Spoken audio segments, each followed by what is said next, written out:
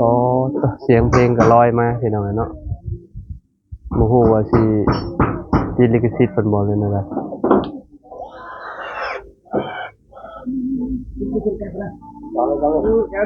นักบ่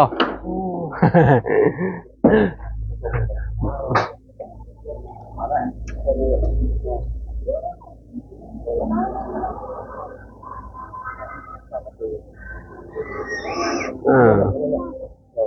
เออ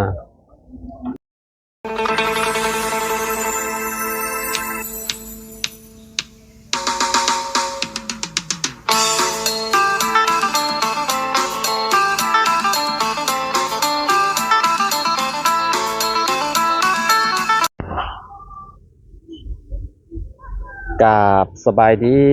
สวัสดีพ่อแม่พี่น้อง FC เบิร์สสุขุสู่คนเนาะมาว่าสิอยู่ในและกระต่างประเทศพี่น้องเนาะยินดีต้อนรับเข้าสู่ช่องบ่าวลาวสตูดิโอคือเก่าพี่น้องเลยเนาะเอามื้อนี้พี่น้องเฮาก็เข้ามาทางบ้านน้องน้ำพี่น้องเลยเนาะพอดีว่าไว้เมื่อวานนี่ว่าสิซื้อสีมาให้สร้างเพิ่นพี่น้องเนาะให้เพิ่นทาขอบนี่แหละขอบวงกบบ้านน้องน้ำพี่น้องเลยเนาะซื้อมาเป็นเรียบร้อยแล้วน้องนี่ สีเนาะพี่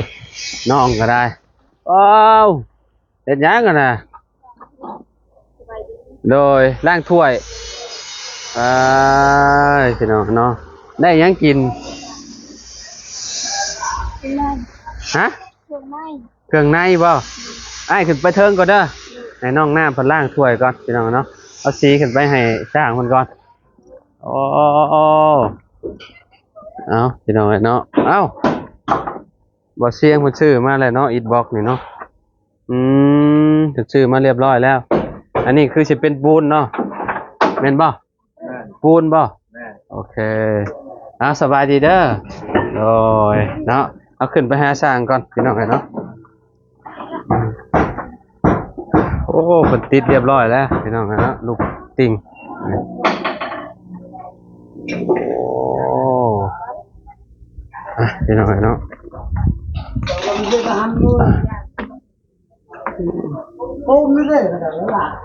ถือว่าโอเคพี่น้องเนาะบ่ชันบ่ยังเกินไปเนาะโอ้สีงามค่ะขนาดเหลื่อมแห้งเลยเหลื่อมมาบพี่น้องเนาะอ้าวพากันใส่อันประตูเลยพี่น้องเนาะบ้านปองเอียบพี่น้องเนาะสบายดีเด้อเลยอ้าวสีได้ใช้คนทาสีอยู่ใช้นี่เด้อกระโบหูว่าสิพ่อหรือบ่พี่น้องเนาะคันว่าบ่พอชื่อมาเพิ่มมาอีกสีขาวพี่น้องทาแต่ขอบมันนี่นะพี่น้องเนาะทาแต่ขอบมันนี่ให้มันแบบให้มันเด่นแน่พี่น้องเนาะให้มันตัดกันมีแป้งมียังอยู่นั่นนี่แหละอีเด้อโต๊ะผสมเฮาก็ซื้อมาให้เจ้าพร้อมนะฮะเจ้ามีแต่ผสมตลอดทินเนอร์เครื่องยนต์ขวดเครื่องไฟฟ้านี่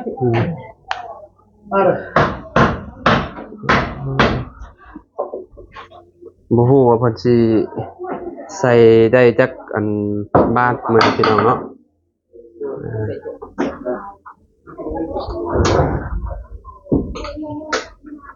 อันนี้เพิ่นก็แบบเจาะพี่น้องเจาะเอาเดี๋ยวเรากำลังไปใส่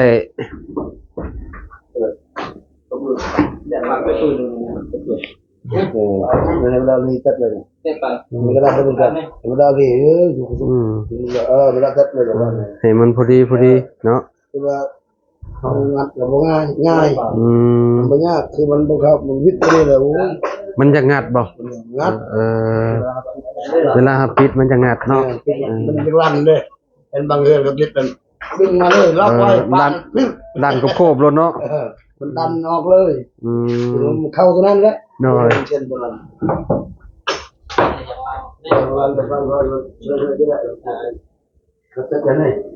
นี่เราเลยเนาะมันเจอให้ระยะฟังอ่ะใส่อันแนวล็อกมัน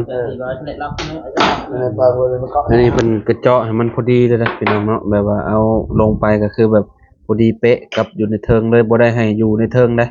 เจาะแบบอันนะแล้วก็เอาอันนั้นหันพี่น้องเนาะ เพื่อนรถนี้นะเห็นบ่ เวลาพับเนี่ยพอดีเลยนี่เนาะช่างเนาะพอดีกันเลยพี่น้องเนาะอันนี้ฮะถือว่า ตามหลักการนี่ถึกแล้ว เห็นแบบนี้นะเพราะว่า พี่น้องบางคนน่ะคือแบบมักง่ายค่ะนะมักง่ายแบบว่าเอาแปะเฉยเลยแบบว่าบ่ได้เจาะบ่ได้เอายางลงค่ะนะ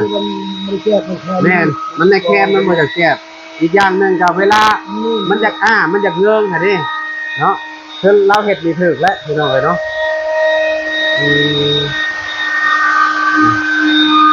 เด็กมันจะมีอุปกรณ์เพิ่น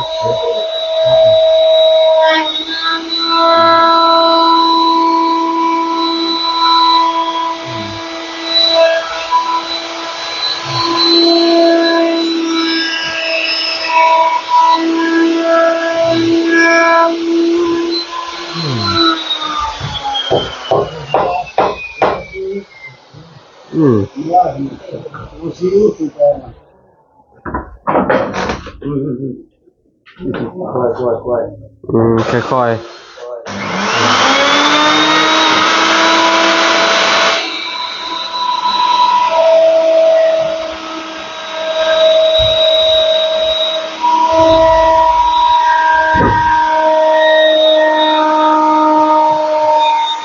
นี่ครับ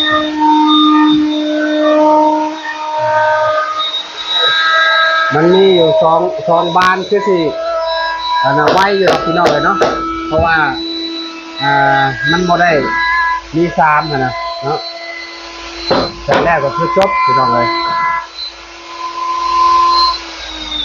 งามเด้เนาะสร้างเนาะงามได้บานดิเนาะว่าลวดลายตัวนี้นี่งามเนาะแบบว่ามันเป็นทรงแบบว่าบ่ได้เป็นไม้ต่อเด้พี่น้องเนาะมันเป็นแบบนี้เลยหั่นน่ะนี่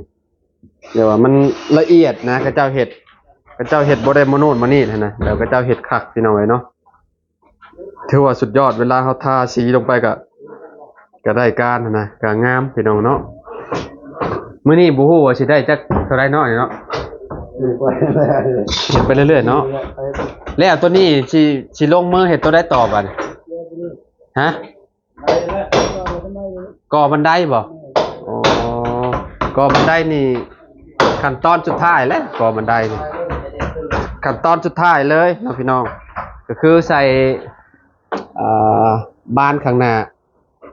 สุดท้ายเนาะบอลนี่พี่น้องเนาะน่าสิสุดท้ายแหละเนาะเพราะว่าต้องเฮ็ดเลาะไปก่อนเนาะเพราะว่ามันเพื่อนน้องน้ำมีลายพี่น้องเนาะอยู่มุมนี้แล้วกับมุมนี้สิมุมพิเศษเนาะเดี๋ยวว่าให้มี3เลยมุมนี้เนาะแบบว่าเปิดออกมาก็คือแบบโอ้ยจวดเลยพี่น้องงามเนาะเปิด3บานปึ๊บเนาะประมาณนี้เนาะพี่น้องเนาะ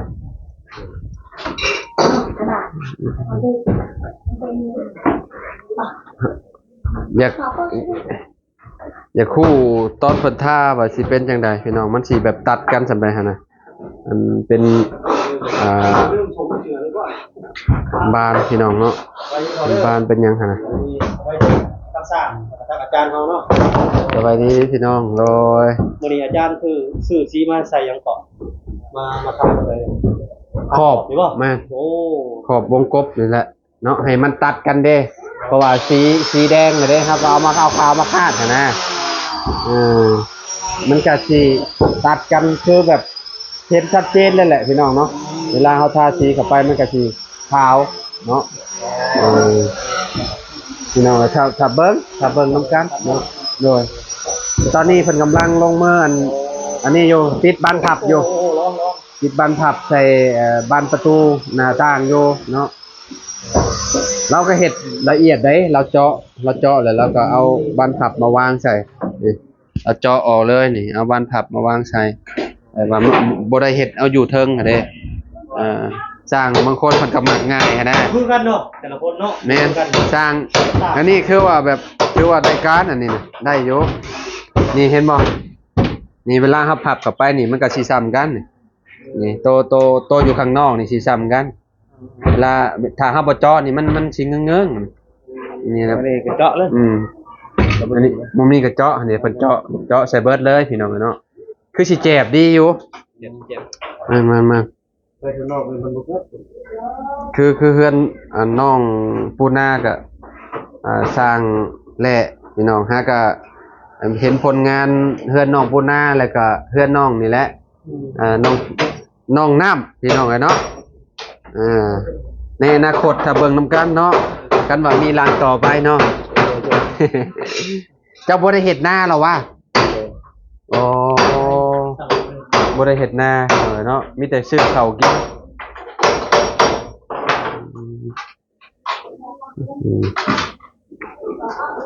นี่มาซีมาขายข้างครบบ่ว่าจะ ทาวงกบแม่นทาวงกบให้มันเป็นสีขาวทาขอบมันให้มันตัดกัน เอาเป็นสีเดียวกันรุ่นกับสีโลกสีกันเป็นโลตัสกัน ให้มันตัดกันคือถ้าเบิ่งนั่นแหละถ้าเบิ่งเนาะว่ามันสิสำใดหั่นน่ะ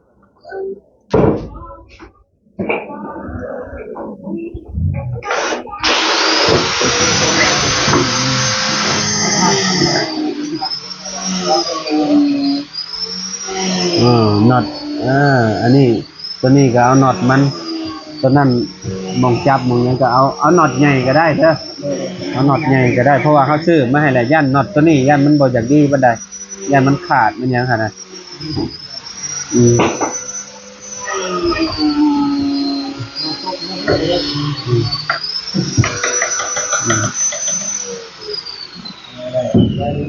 เป็นยังไงน้องน้ำฮะก็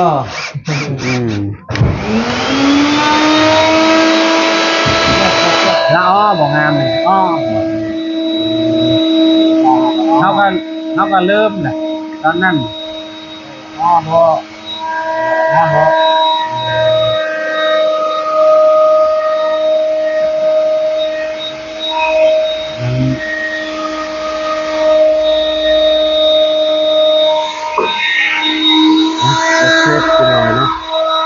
ตอนนี้ก็สร้างเพิ่นกำลังอันนี้อยู่เนาะเดี๋ยวลงมาข้างล่างก่อนบันไดนี่เอาไว้ตอนสุดท้ายบันไดพี่น้องเนาะเดี๋ยวเบิ่งมุมหนึ่งก่อนสร้างเพิ่นก็นั่นอยู่เนาะกำลังติดตั้งอยู่พี่น้องเนาะเดี๋ยวว่าเพิ่นเอาวัดเอาหยังแล้วเรียบร้อยแล้วเพิ่นก็ไปปาดไปหยังแล้วก็ใส่บ้านพับไปหน่อยเนาะบ้านพับบ้านเนี้ยเนาะรอมึงเลยเดี๋ยวเบิ่งคือกันว่าสิงามซำใดเนาะพี่น้องสีหั่นน่ะสีที่เฮาซื้อมาให้โอ้คะแนนพาเข้าไปมันก็ตัดกันแล้วแหละพี่น้องเนาะสีขาวหั่นน่ะสีขาวตัดสีแดงพี่น้องเนาะ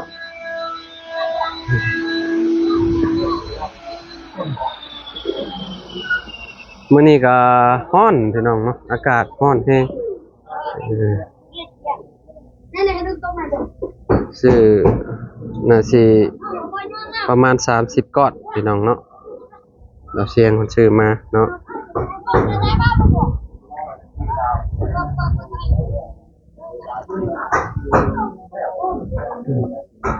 สีกระทาแล้วได้พี่น้องเนาะผ่านบอลนั่งบอลเศร้าหั่นแหละเนาะระเบียงพี่น้องเนาะบอล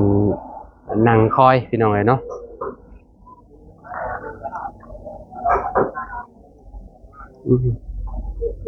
มุมนี้เนาะโอ้พี่น้องเนาะว่าสุดยอดแล้วเนาะตอนนี้ก็กำลังเอาใส่บานแรกพี่น้องเนาะทางกินชาพี่น้องเนาะ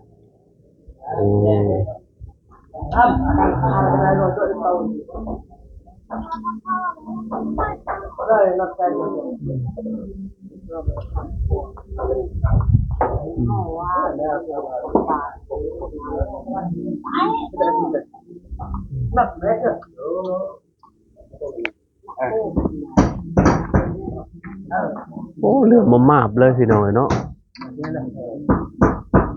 เหลื่อมผักก็ดีเหรอ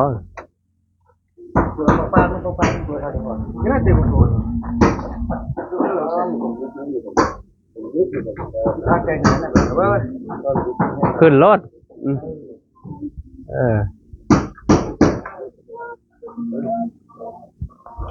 อ๋อเสียงเพลงก็ลอยมาพี่น้องเนาะโมโหว่าสิติดลิขสิทธิ์เพิ่นบ่เลยนั่นแหละ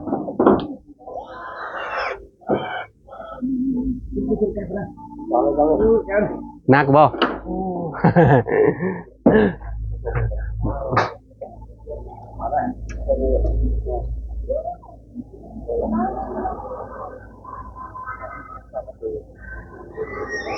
เอ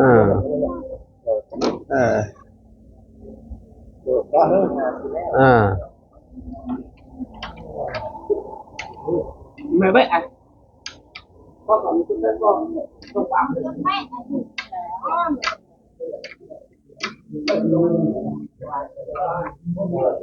อ๋อข้างมันติดอยู่น้อยหนึ่งอยู่ข้างล่างอันน่ะนี่มองข้างล่างนี่น้ำมองนี่นะแม่นคะแนนว่าเอาออกแล้วหนึ่งก็คือแบบเขาได้เลย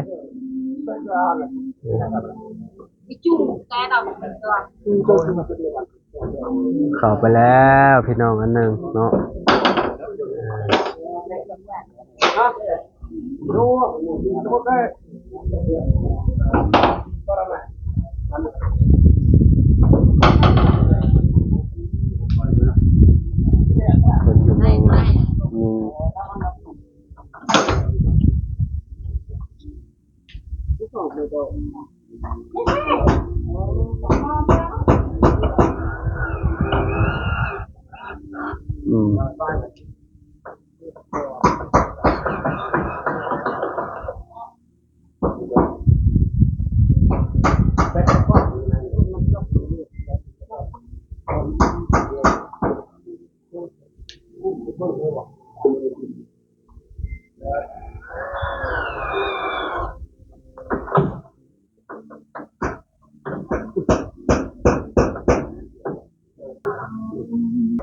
พี่น้องเนาะ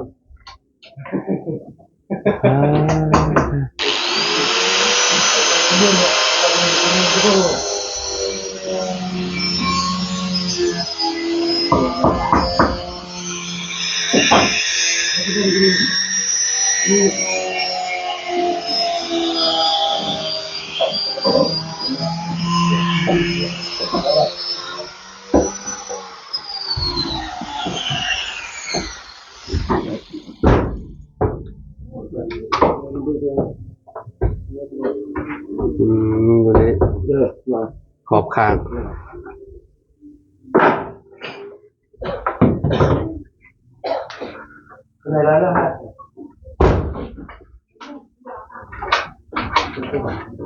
อันนี้ก็เป็นบ้านใหม่นะพี่น้องเนาะบ้านใหม่เนี่ยถ้าพ้นศาสตร์กับมาโอ้โห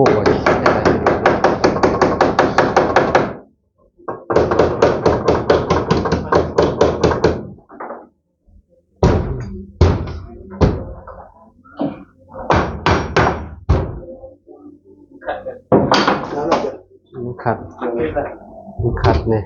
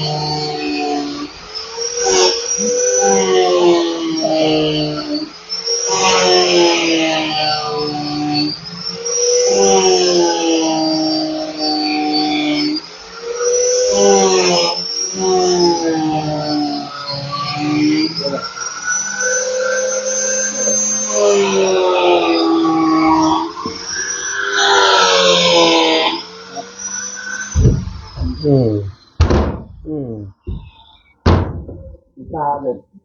เรียกโลด ทางเล็กเนี่ยเยอะๆแต่ในจุดขึ้นลงเบอร์ ลงหลุมโพดตัวนี้เนาะอันลูกบิดมันแนวหลอกมัน ได้แล้วได้แล้ว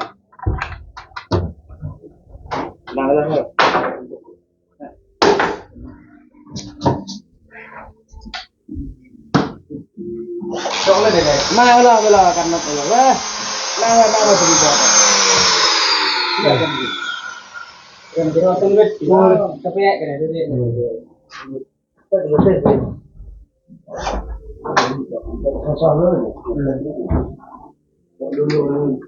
อะไรก็เจ้าว่าเรื่อง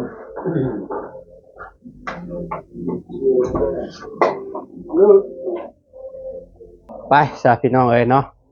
เดี๋ยวกลับมาเบิ่งใหม่อีกรอบหนึงเนาะทาง